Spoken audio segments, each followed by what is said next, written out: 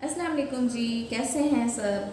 अच्छा, मैंने आपको बताया था कि मैंने स्किन के लिए कोई चीज़ ऑर्डर की है, तो मैंने एक सीरम मंगाया है, साथ में एक साबुन मंगाया है। तो मैं आपको दिखा देती हूँ कि ये है कौन सा। ये है हेयर एनर्जी, ये कोई कंपनी है। तो इसका है ये फेस एंड बॉडी सोप, उपटन सोप इसका नाम है, आप नाम में देख लें। ये है, ये मैं यूज़ करूँगी तो फिर मैं आपको बताऊँगी कि ये है कैसा। ये इस तरह का है, ठीक है। एक मैंने ये लिया है और साथ में जी जो मुझे उन्होंने ही रेकमेंड किया था वो था ये सीरम। ये भी हेयर एनर्जी का, और ये सीरम है पिगमेंटेशन लाइटनिंग सीरम। तो ये भी यूज़ करेंगे तो पता चलेगा ये कैसा है। मैंने सोचा आपको दिखा देती हूँ। और इसको खोलें तो ये इस तरह का है, इसकी पैकेजिंग ऐसी है और ये इस तरह से है।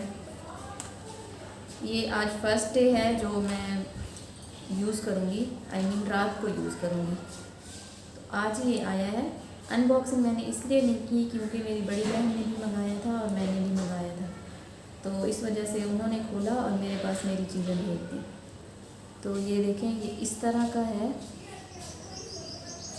ये इस तरह का। तो यहाँ फेस पे 3 से 4 ड्रॉप्स जो है ना, फेस पे 3 से 4 ड्रॉप्स लगा के इसको अच्छी तरह से मसाज करने के बाद हम सोचेंगे और फिर देखेंगे कि 1 मंथ के बाद इसका क्या रिज़ल्ट आता है, क्योंकि लिखा हुआ है कि 4 वीक्स चैलेंज है ये। तो थोड़ा थिक है और एब्जॉर्ब भी हो गया है। खुशबू इसकी देखते हैं, अच्छा इसकी कोई खुशबू नहीं है, ये इस तरह का है। तो ये मैं यूज़ करूँगी और फिर मैं आपको बताऊँगी कि ये है कैसा, ठीक है। ये 2 चीज़ें मैंने मंगाई हैं और विथ डिलीवरी ये आई हैं 2100 की, ठीक है। ये 2 चीज़ें। तो वैसे पहले मैं फेस वॉश यूज़ करती हूँ, कोई सा भी मुझे मिल जाए। तो अब ये वाला फिर साबुन यूज़ करूँगी। ये 2 चीज़ें उन्होंने बताई थी इवन स्किन के लिए और पिगमेंटेशन के लिए, ये 2 चीज़ें रेकमेंडेड थी, तो मैंने ये दोनों ही ख़रीद ली। इसके अलावा एक जो मेरी छोटी बहन के लिए मंगाया था मैंने, वो था चारकोल सोप था। तो उसका रिज़ल्ट भी मैं आप लोगों को बताऊंगी कि वो किस तरह से, और आपको नेक्स्ट व्लॉग में वो दिखा भी दूँगी। Okay, take care. अस्सलाम वालेकुम प्यारे दोस्तों, क्या हाल है आप सबके। उम्मीद है आप सब लोग ठीक होंगे, खुश होंगे, अपनी लाइफ इंजॉय कर रहे होंगे। और आप सबको गुड मॉर्निंग, क्योंकि व्लॉग में मॉर्निंग का टाइम है, सुबह का टाइम है। यहाँ पे मैं अपनी चाय पी रही हूँ। बच्चे रेडी हो गए हैं, हस्बैंड भी रेडी हो गए हैं। बच्चे स्कूल जाएंगे, उसके बाद हस्बैंड चले जाएंगे ऑफिस और तकरीबन 12 बजे घर आएंगे। तो जी हरीम जो है अभी कलर्ड कपड़ों में जाती है और हसान जो है वो यूनिफॉर्म में जाता है। और बच्चे स्कूल चले जाते हैं, उसके बाद मैं ये करती हूँ कि मैं नाश्ता कर लेती हूँ और साथ में जो घर के काम होते हैं फिर मैं वो करती हूँ। यहाँ पे ऐसा लग रहा है कि हसान को नींद आ रही है, मगर नींद नहीं आ रही थी, जाग रहा था, जानबूझ के आंखें बंद की हुई थी क्योंकि उसे पता था कि वीडियो बन रही है। तो बच्चे चले गए स्कूल, हस्बैंड भी ऑफिस चले गए। अब मैं ये कर रही हूँ कि पौधों को गोडी कर रही हूँ। गोडी जो है सुना है कि पौधों के लिए अच्छी होती है, इससे हीट निकल जाती है, जो मिट्टी में हब्स होता है वो निकल जाता है और ग्रोथ अच्छी हो जाती है। और वैसे भी ना मिट्टी जो है काफ़ी ज़्यादा सख्त हो रही थी, तो मैंने ये किया कि इस सब पौधों को गोडी कर दी। और ये वाला जो पौधा है ना, इसका मुझे नाम नहीं आता, मैं इसको हमेशा से ही कहती हूँ कि ये कानों वाला पौधा है। ऐसे लगते हैं जैसे कान हो छोटे छोटे से, तो ये इस तरह से लग रहा है। अच्छा जी, मैं ये करूँगी कि सब पौधों को गोडी कर लूँगी, उसके बाद इसमें जो पत्ते होंगे और जो भी एक्स्ट्रा चीज़ें हो जाती हैं पौधों में गिरती रहती हैं वो मैं निकाल लूँगी और उसके बाद इनको मैं पानी दे दूँगी। सबसे पहले तो मैं ये करती हूँ कि झाड़ू करके उसके बाद जी मैं मोपिंग कर लेती हूँ रूम्स में से, और जो सहन है वो मैं धो लेती हूँ। बहुत दफ़ा मैं आपको बता चुकी हूँ। इससे ये होता है कि मुझे अच्छा भी लगता है, क्लीनिंग ज़्यादा होती है, यूँ समझें कि घर ज़्यादा नीट लगता है धोने से।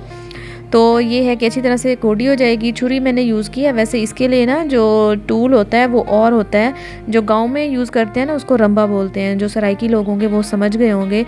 कि वो क्या होता है, उसको रंबी या रंबा इसी तरह से कुछ कहते हैं। तो यहाँ पे मैं गोडी कर रही हूँ। इसके बाद जी काम मेरे बस इतने से ही होते हैं, क्लीनिंग होती है, डस्टिंग होती है, बर्तन धोने होते हैं और वॉशरूम्स धोने होते हैं, जो डेली काम होते हैं वही होते हैं। तो यहाँ पे जी बच्चे आ गए थे और हसन इस टाइम जा चुका था पढ़ने के लिए, ट्यूशन जाता है वो, सिपारा भी पढ़ता है और साथ में ट्यूशन भी, स्कूल का काम जो होता है वो भी कर लेता है। और हरीम यहाँ पे खेल रही थी अपने बलून के साथ। तो मैं सोच रही थी कि पता नहीं हरीम कहाँ गई है, काफ़ी देर से दरवाज़ा खुला और ये बाहर निकली है। तो मैंने दरवाज़ा खोला रूम का तो देखा कि वो यहाँ पे खेल रही है, तो मैंने थोड़ा सा रिकॉर्ड कर लिया। तो काफ़ी ज़्यादा इंजॉय कर रही थी। और शाम के टाइम हम आ गए थे पार्क में।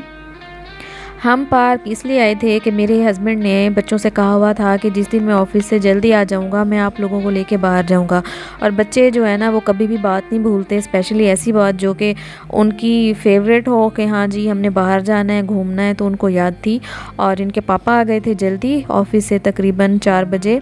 तो हम भी रेडी होके हम बाहर आ गए। बच्चे काफ़ी ज़्यादा इंजॉय कर रहे थे। पहले हमने सोचा था कि हम जाएंगे कैनाल व्यू में, और वो जो आपको मैंने दिखाया था कि जहाँ पे नहर है वो वाला जो पार्क है उसको कैनाल व्यू उसका नाम है, तो हमने वहाँ जाना था। खैर हम वहाँ नहीं गए क्योंकि शाम हो रही थी। अगर वहाँ जाना हो तो थोड़ा दिन दिन में जाएं और ताकि रोशनी भी हो और थोड़ा टाइम भी बंदा गुजारे। तो वहाँ फिर हम नहीं गए, तो हम यहाँ पे गुलजार सादिक में आ गए। अब हम बच्चों को लेकर आए झूलों वाली साइड पे, जहाँ पे झूले हैं कि 1-2 राइड ले लें बच्चे और उसके बाद फिर हम घर चले जाएं, क्योंकि गर्मी इतनी ज़्यादा हो रही थी, बहुत ज़्यादा। जब हम पार्क पहुँचे उस टाइम तो मौसम बहुत अच्छा था, हवा चल रही थी। थोड़ी देर के बाद हवा बंद हो गई और वहाँ पे प्लांट्स होते हैं, दरख्त होते हैं, तो हब्स बहुत ज़्यादा फ़ील होती है। तो इतना पसीना आ रहा था हद से ज़्यादा। तो फिर हमने कहा चलें बच्चे खुश हो जाएं, हमारी खैर है। थोड़ी देर बच्चों ने जी यहाँ पे इंजॉय किया। और ये जो आप देख रहे हैं ड्रैगन बोर्ड, मेरे मियाँ ने कहा कि इस दफ़ा जो है ना हमने इस पे बैठना ही बैठना है।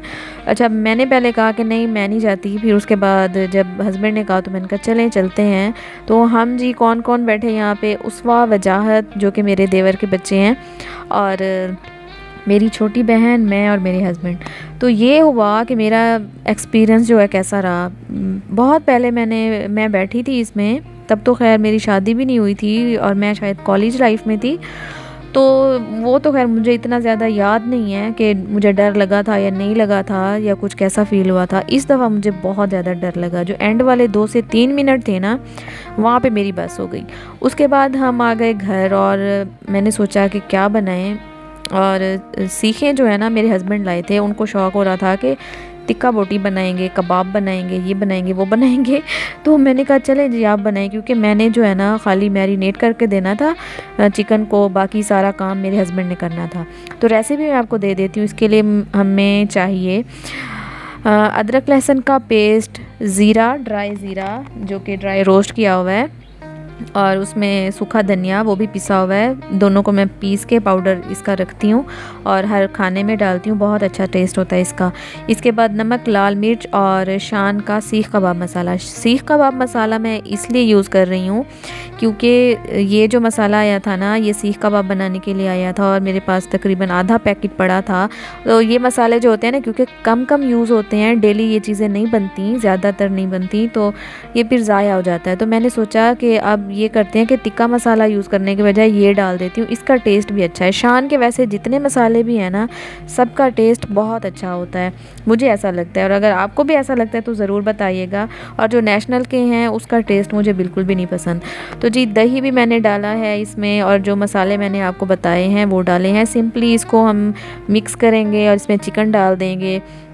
अगर आपके पास रेड फूड कलर हो तो वो भी आप डाल दें, लीमू भी इसमें डाल दें। और लीमू से ये होता है कि थोड़ा सा जो है ना गोश्त टेंडर हो जाता है, और हमने इसको ज़्यादा देर नहीं रखा था, मैरिनेट नहीं किया था। दही जो है इससे भी सॉफ़्ट हो जाता है गोश्त, और जो लेमन होता है ना उससे भी सॉफ़्ट हो जाता है गोश्त। तो इस वजह से जो है ना, वैसे चिकन भी बहुत जल्दी बन जाता है, तो ज़्यादा टाइम इसलिए हमने इसको नहीं दिया कि मैरिनेशन के का हमने तकरीबन आधे घंटे के बाद इसको जो है वो कर लिया था, सीखों पे लगा के, तो इसको हमने भून लिया था। ये सारा काम मेरे हस्बैंड ने किया था, मेरा काम यहाँ तक था। और जितनी देर में मेरे हस्बैंड ने टिक्के बनाए, मैंने रोटियाँ बना ली, क्योंकि हम तो रोटी भी खाते हैं साथ, ताकि बच्चे जो है ना खाली इसी पे ना रहें कि ये खा के बस ऐसे ही सो जाएं, तो प्रॉपर खाना खा के सोते हैं। तो आप देख रहे होंगे कि मसाला कितना अच्छे से लग गया है। और यहाँ पे मैं आपको दिखाती हूँ कि एक देसी जो अंगीठी है ना वो बनाई है मेरे हस्बैंड ने। हालांकि ईद पे वो कह रहे थे कि मैं जो है ना इसके लिए अंगीठी ख़रीद के लाता हूँ। मैंने कहा नहीं, अभी हमने नहीं ख़रीदनी, हमारा बजट आउट हो जाता है। तो ज़ाहिर है हर चीज़ देख के चलनी पड़ती है ना, तो फैमिली वाले ये बात ज़रूर समझते होंगे। तो यहाँ तक था आज का मेरा व्लॉग। और लास्ट जो इसकी शक्ल है ना वो भी आप देख सकते हैं। साथ में मैंने रायता बनाया था, रोटी, सलाद। तो यहाँ तक मेरा व्लॉग था। अब हम खाना खाएंगे। और आप लोग अपना बहुत सारा ख्याल रखिएगा, मुझे दुआओं में याद रखिएगा। अगर व्लॉग अच्छा लगे तो लाइक, शेयर, कमेंट ज़रूर कीजिएगा। तो खुश रहें, आबाद रहें अपने प्यारों के साथ। टेक केयर, अल्लाह हाफिज़।